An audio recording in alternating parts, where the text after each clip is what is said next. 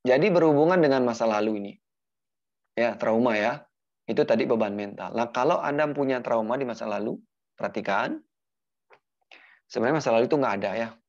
Kalau saya suruh Anda pejamkan mata sekarang, lihat sebentar ke dalam kening Anda. Coba ya, pejamkan mata, lihat ke dalam kening. Ambil napas cukup panjang sebentar. Perhatikan kening Anda dari mata tertutup. Kasih napas pelan-pelan. Lagi kasih napas. Ya, apapun yang terjadi di masa lalu, coba perhatikan. Coba perhatikan. Semua yang Anda alami di masa lalu, itu masih ada. Itu bukan masa lalu ya. Itu masih ada di pikiran. Ya, kalau ada sesuatu yang ternyata di sana tidak Anda sukai, sampai kapanpun Anda akan tetap membawanya. Nah, itu namanya ingatan memori ya. Sampai kapanpun. Kalau Anda, coba perhatikan lagi, belum merilis, belum menerima kejadian itu, entah kata-kata orang, entah pengalaman hidup, kalau Anda nggak mau merilis dari dalam pikiran dan perasaan, belum netral, belum nyaman dengan itu, sampai kapanpun dia akan tetap ada di sana. Jadi nggak ada masa lalu. Sekarang pun masih ada itu di dalam pikiran dan memori ya. Nah itu nanti kita coba lepas juga ya. Walaupun waktu kita singkat ya, saya akan mencoba. Nanti kita latihan ya. Kalau yang belum bisa ya mungkin nanti kita ketemu di Jakarta ya. Tadi katanya tanggal berapa ya? Tanggal 6 ya? Tanggal 6. Oh, tanggal 6 mungkin kita bisa berjumpa kalau ada waktu. Jadi kita benar-benar bisa uh, berbagi vibrasi langsung. Kalau ini kan mungkin Mas kita berbagi vibrasi secara langsung. Barangkali Anda bisa share energi di sana ya. Nah, apa itu masa lalu ya? Mungkin ada yang namanya inner child, pernah dengar ya? Semua orang punya, saya pun punya inner child ya. Jadi sisi anak-anak yang ada di dalam diri kita. Kita punya pengalaman di masa kecil, di mana kalau dia belum cukup bahagia di masa kecil, belum cukup mandiri di masa kecil, dia nggak mau beranjak dewasa ya. Tapi tubuh Anda terus mendewasa, umur Anda terus bertambah, apalagi punya anak, punya suami. Coba bayangin anak-anak yang punya anak dan punya suami, pasti stres. Ya, anak-anak yang punya anak dan punya suami. Fisik Anda dewasa, fisik Anda sudah matang, tetapi yang di dalam itu loh, ya, di dalam badan mental itu mungkin belum, mungkin masih dua, ada yang dewasa satu, ada yang kecil satu. Nah, kalau yang kecil itu muncul ya, dia akan sering mengalami cemas, merasa tidak siap, merasa diri selalu menjadi korban gitu ya. Nah, karena di dalam diri kecil kita itu, di dalam inner child itu, ada sesuatu yang belum mau beranjak. Ya, saya mau beranjak dewasa. Saya ingin tetap jadi anak-anak. Saya ingin tetap dilayani, saya ingin tetap disayangi, saya ingin tetap dicintai, saya tidak mau kehilangan. Nah, itu. Nah, itu akan menyulitkan ya. Kalau kita nggak menyadari dan tidak memperbaiki, cukup menyadari dulu kalau belum bisa memperbaiki, sadari aja dulu ada yang seperti itu di dalam. Terima dia, peluk dia, rangkul dia. Oh ya, kamu memang masih anak-anak ya, masih gampang capek. Kamu belum siap menerima beban seperti ini gitu. Nah, dia akan lebih nyaman dan tidak melawan ya. Sehingga dia nggak perlu cemas, nggak perlu marah. Nah, begitu juga kalau ada trauma masa lalu ya. Kadang-kadang di masa lalu itu kita punya trauma yang kita lupakan. Ada beberapa kasus yang saya lihat mereka punya trauma tapi dia tidak mampu mengingat. Biasanya saya akan perdalam sedikit dengan latihan napas gitu ya. Nah, kalau di terapi langsung ketemu ya, atau mungkin pas di offline itu, kita biasanya pompa itu, harapannya saya bisa mengajak dia menemukan itu. Nggak selalu bisa ya. Pengalaman kemarin di Jakarta ya, saya harus bilang di sini, Jakarta itu tingkat stresnya sangat tinggi menurut saya nih. Ya, karena saya tinggal di Bali, stresnya nggak setinggi orang tinggal di kota itu. Nggak tahu di kota lain ya. Mungkin Surabaya juga mungkin serupa. Jadi bagi Anda yang mungkin merasakan hidup di sana ya, saya maklumi kalau Anda mengalami itu ya. Hebat saya bilang Anda yang hidup di situ karena saya merasakan getaran ya, getaran rasa, kualitas energi yang ada di situ kecepatannya sangat tinggi. Ya, jalan, kondisi jalan, lalu lintas ya, pikiran-pikiran orang, kecepatan orang berpikir, jenis pekerjaan itu luar biasa. Pengalaman hidup ya, bahkan kalau dari ini syukurnya kemarin nggak banyak yang gabung waktu bat satu itu. tingkat masalah gitu ya, tingkat masalah yang saya dengar, dan itu pun apa ya, saya bilang itu kan cuman sebentar ya. Bagaimana kalau itu di privat, itu saya pikir pasti masalahnya lebih detail, akan lebih berat lagi gitu. Itu waktu itu karena kita berbanyak kan, masalahnya tidak banyak. Tapi walaupun singkat waktu saat itu ya, saya merasakan wow gitu. Wow ya, saya pikir Anda yang hidup di kota besar tak satu pun tidak mengalami gitu ya.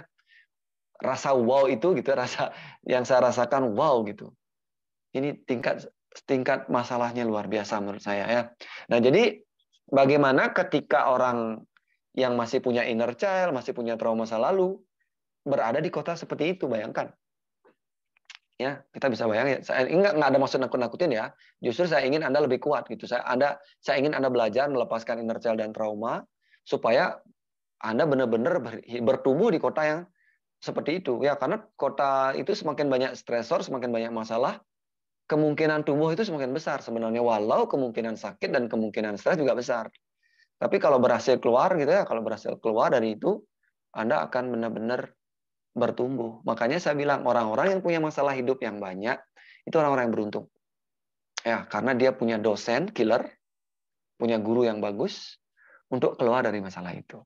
Ya. Nah, kalau misalnya ada memori-memori masa lalu, pikiran-pikiran yang masih belum rilis, kemudian apalagi emosi-emosi ya yang menyebabkan tubuh Anda terganggu, menyebabkan energi Anda terganggu, dan itu belum selesai, itu yang disebut dengan karma ya.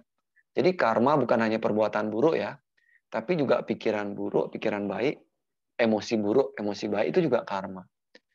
Karma baik berarti emosi Anda baik, pikiran Anda positif, Anda berbuat baik gitu ya.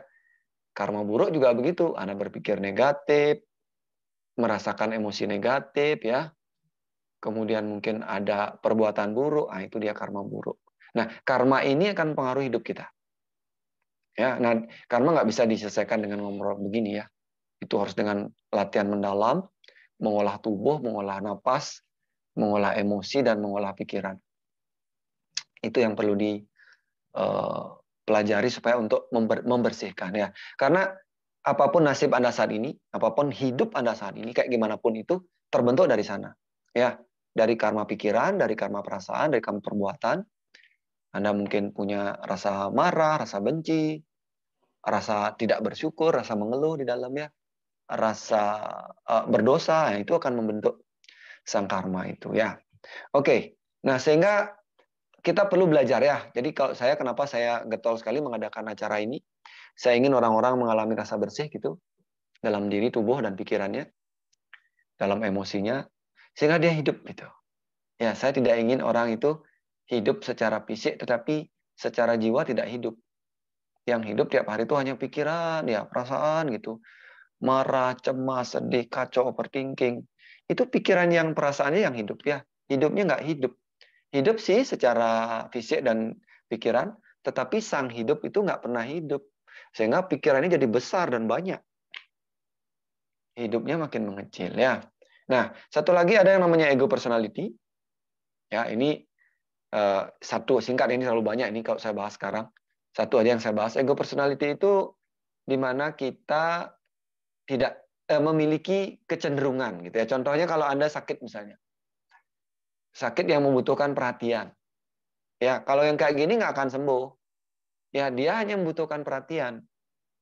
Saya sakit karena saya ingin diperhatikan. Nah, itu dia. Dia akan sembuh jika ada perhatian.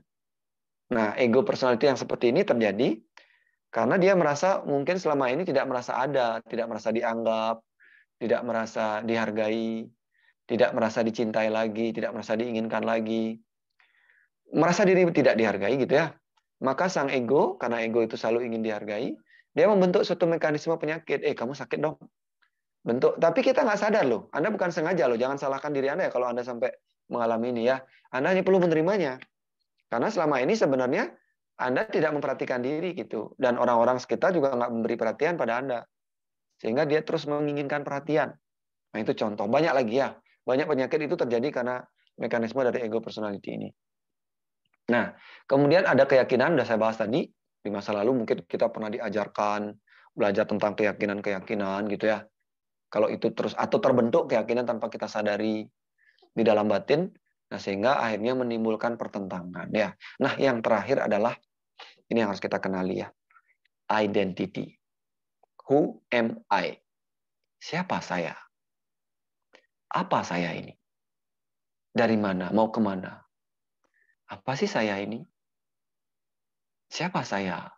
Ya, kesalahan mengenal identity ini cenderung membuat Anda cemas. Ya, cemas, satu-satunya alasan cemas, kalau Anda masih menolak cemas, adalah karena identity yang belum ditemukan dengan benar. Makanya saya, kalau Anda sudah hilang dari keluhan cemas, gampang merilis cemas, gampang banget ya. Tapi supaya keluar total dari kecemasan, dari anxiety ini, atau dari bentuk emosi, Anda harus mengenal diri. Makanya saya kasih judul Antaka Retreat itu, penyembuhan dan pencerahan. Sekedar sembuh, kasih perhatian aja sembuh, gabung aja ke komunitas, dapat perhatian, Anda akan sembuh ya walaupun kambuh-kambuhan ya. Tetapi kalau benar-benar mau tuntas membaca kode, minum obat cemas bisa hilang cemasnya ya. Tapi apa itu membuat Anda akhirnya bertumbuh? Apa benar-benar hilang? Atau benar-benar bisa sadar ya? Karena identitinya belum dibangun. Ya, who am I? Ya, cemas itu rasa terancam ya. Nanti saya bahas di belakang ya. Kayaknya ada slide di belakang. Coba next dulu. Kita lihat dampak dulu ya. Sebelum kita ke identity, kita lihat dampak dulu. Dampak dari stres. Perhatikan, Anda yang mana nih? Coba ya. Anda yang mana? Ya. Apakah Anda punya gangguan pikiran? Pikiran sering negatif, ya. Sering overthinking, berpikir-pikir aneh, gitu ya. Paranoid, parnoa, nah itu dia. Itu bentuk gejala yang Anda alami.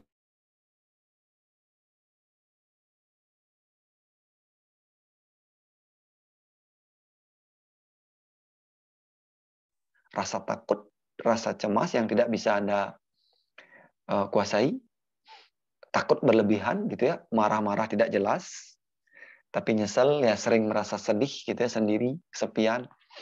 Coba cek, mungkin Anda sudah mengalaminya ya. Berikutnya yang ketiga, psikosomatik. Ya, dari gejala-gejala psikis tadi ya, jangan-jangan Anda sudah mengalami keluhan fisik. Asam lambung kah, gangguan pencernaan, gampang capek, mengeluh sakit di sekujur tubuh ya, dada berdebar, sering sesak napas. Padahal secara fisik nggak ada. Anda akhirnya sering cek ke dokter, cek rumah sakit, sering ke UGD gitu ya. Padahal hasilnya normal, tapi nggak percaya. Coba cek lagi tempat lain. Ah, nggak bener nih. Besok berdebar lagi, cek lagi. Jangan-jangan aku begini. Ya, butuh konfirmasi. Ya, seperti tadi itu, dia butuh konfirmasi. Bener nggak sih? Nah, kalau dapat rasa sakit, sebenarnya puas loh. Iya, ternyata aku sakit ini. Makanya Anda butuh diagnosis. Ya, padahal diagnosis itu membuat Anda sebenarnya akhirnya nggak bisa sembuh ya. Karena setelah dia diagnosis, Anda menganggap itu sebagai sebuah penyakit, akhirnya Anda ingin menghilangkannya. Harus serang lawan penyakitnya, kasih obat. Apa yang terjadi ya? Kita seperti melawan sesuatu kode positif dalam diri kita ya. Nah, berikutnya adalah gangguan mental disorder ya. Barangkali sudah ada yang mengalami ya. Anxiety disorder, kalau cemas biasa oke. Kalau disorder, gangguan ya, kecemasan Anda tanpa sebab yang jelas, gangguan cemas menyeluruh gitu ya, atau spesifik fobia tertentu ya, atau depresi. Depresi sedih mendalam ya, bipolar, kadang-kadang sedih, kadang gembira, tiba-tiba sedih lagi gitu ya. Beberapa mungkin sudah ada rasa ingin bunuh diri ya. Kalau masih rasa takut mati bagus ya, tapi beberapa orang sampai takut mati, bunuh diri gitu ya. Nah, itu karena dia kehilangan jati diri, kehilangan rasa ada ya, kosong di dalam. Kosong gitu. Rame tapi sepi gitu ya. Jadi nggak gampang ya orang bunuh diri ya. Biasanya mereka melalui proses rasa sendiri, sepi gitu, nggak ada orang rasanya gitu. Benar-benar ingin mati ya. Tadi saya kenapa baru selesai ini, saya baru selesai klien saya tadi jam 7:30 ya. Baru selesai tadi. Karena dia bule ya, dia ingin mati gitu. Dia ingin mati, saya bilang, tapi terakhir kalau dia udah menemukan hidup ya, bahwa yang ingin mati itu pikiran ya. Hidup tidak pernah ingin mati. Hidup itu selalu ingin hidup. Yang namanya hidup, kalau Anda bertemu dengan yang namanya hidup, bukan pikiran ya, keluar dari pikiran dan bertemu dengan yang namanya hidup, nggak akan ada keinginan untuk mati. Tidak ada rasa takut mati, tapi tidak juga ingin mati. Anda hanya akan terus menikmati hidup, merasakan kebahagiaan tiap saat. Tanpa sebab yang jelas, Anda hanya bahagia. Anda hanya menikmati, bersyukur, berkarya, begitu ya. Mencintai, melayani tanpa rasa ingin dicintai. Benar-benar Anda sudah ketemu dengan yang namanya hidup. Ya. Nah, yang terakhir itu mungkin juga mengalami psikosis. Ya, dengan mental psikosis itu biasanya sih agak susah kalau udah psikosis ya. Psikotik itu sudah agak jauh dia. Kalau saya yakin yang ikut ini tidak ada yang mengalami psikotik ya. Bukti Anda masih bisa ngikutin saya. Yang berikutnya tentu gangguan fisik. Ada orang misalnya sudah mengalami perubahan di yang ringan-ringan dulu ya, mungkin hipertensi itu ringan-ringan. Atau mungkin sudah gangguan metabolik, ya mungkin kolesterol, itu ringan.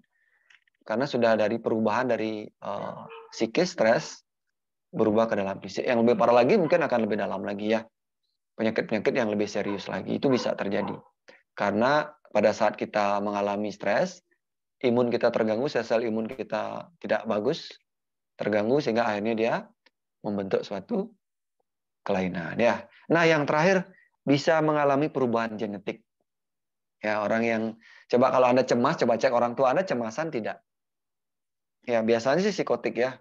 Kalau orang udah memiliki kecenderungan secara genetik, itu 4 keturunan di penelitian pada tikus ya, diteliti kalau tikus itu diberikan stresor, dia akhirnya menjadi takut, cemas, menjadi galak gitu, lalu dikawinkan. Anaknya, cucunya, cicitnya itu masih sama ya. Gennya menyerupai, gennya mirip. Ya. Ya maka mumpung kita masih hidup ya, mumpung kita masih hidup, ayo belajar hidup. Kenapa kita memilih stres? Jangan dipilih stres itu. Anda itu luar biasa ya, manusia itu sangat kaya ya. Kalau ngomongin uang, uang itu sebenarnya tidak sulit untuk dicari kalau Anda perlu, kalau Anda mengenal ini yang namanya kecerdasan yang ada dalam diri Anda. Manusia itu sangat cerdas, asal dia bertemu hidup dulu yang pertama ya. Karena kesalahan kita dari kecil, pertama-tama yang kita latih itu pikiran. Coba lihat anak SD sekarang. Pasti yang pertama belajar menulis, belajar berhitung. Jarang diajak untuk bagaimana dia menemukan bermain keceriaan dalam dirinya, bagaimana dia membangkitkan energinya dengan berolahraga yang maksimal. Nggak, paling olahraga sekali seminggu. Itu pun kadang cuma dikasih teori sama gurunya. Ya, yang harusnya dia bisa ceria, tiap hari bermain ya. Apalagi sekarang gadget ya. Anak-anak itu jarang latihan fisik. Bagaimana mereka akan menemukan hidup ya? Taunya inteleknya tambah kuat. Anak-anak sekarang pintar-pintar. Tapi coba lihat apa mereka akan bahagia dengan kepintaran itu ya.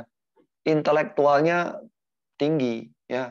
Artinya pikirannya dominan, tapi hidup yang ada di dalam tidak bertumbuh ya. Next.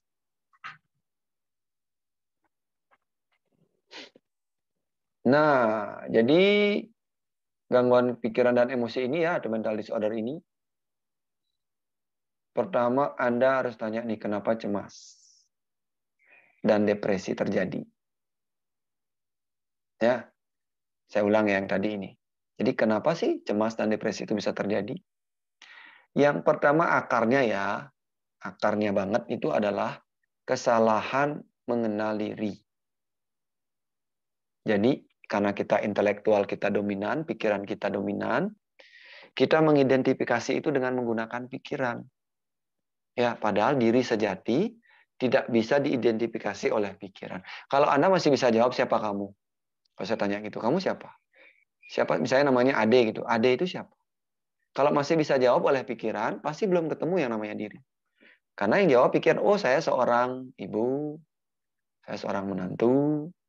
Nah, itu adalah ide pikiran. Tapi itu ada di pikiran, sadari. Kita harus sadari. Oh, saya seorang ayah.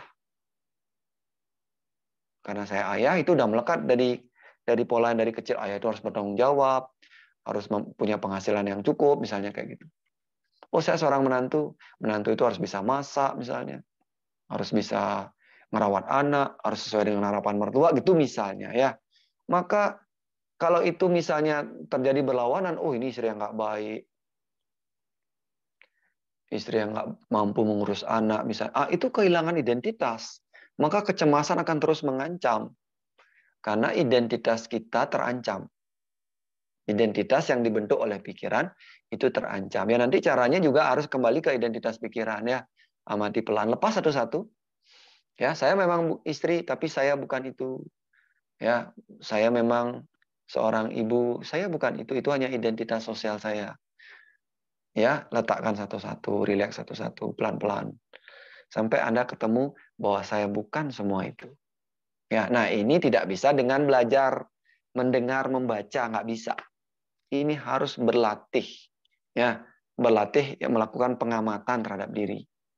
Nggak bisa hanya dengan mendengar teori, baca buku, dengar seminar seperti ini nggak mungkin. Harus banyak-banyak melatih kesadaran tiap hari. Ya, saya bisa bicara begini, ini kan teori. Ya, saya tanpa latihan nggak mungkin bisa. Ya, mungkin bisa merasakan itu. Jadi lebih banyak sadar mengamati menjadi seorang pengamat. Nah, itu latihannya, nanti kita lihat latihan apa yang bisa dilakukan ya.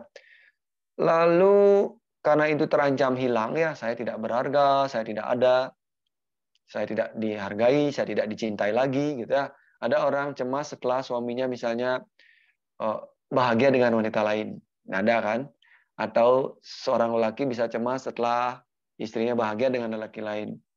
Karena dia merasa identitas dirinya sebagai seorang yang disayang, seorang yang dihargai, diinginkan oleh pasangan hilang. Ya, cemas jadinya. Ya, itu yang saya bilang tadi. Kesalahan mengidentifikasi diri ya. Nah, tetapi sekali lagi, karena dia cemas, dia akan diajak belajar untuk menemukan dirinya. Maka syukuri cemas itu pada saat itu terjadi. Oh, berarti aku harus belajar menemukan siapa aku yang sebenarnya. Karena kalau aku masih salah mengenal diriku, aku akan terus-terusan mengalami kecemasan ya. Oke.